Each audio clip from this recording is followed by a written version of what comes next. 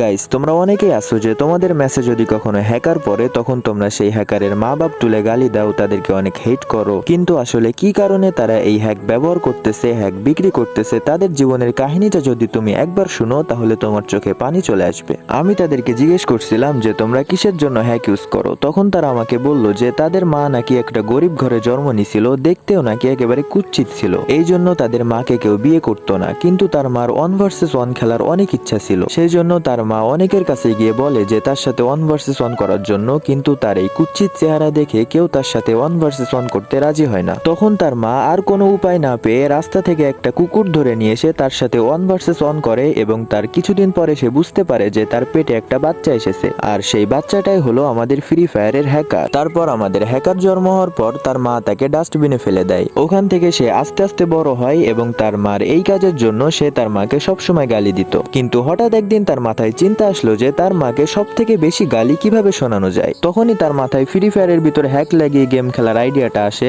এবং তার এই আইডিয়াটা কাজেও লাগে। এই জন্য তাদেরকে গালি দিলে তাদের কোনো যায় আসে না, তারা আরো খুশি হয়।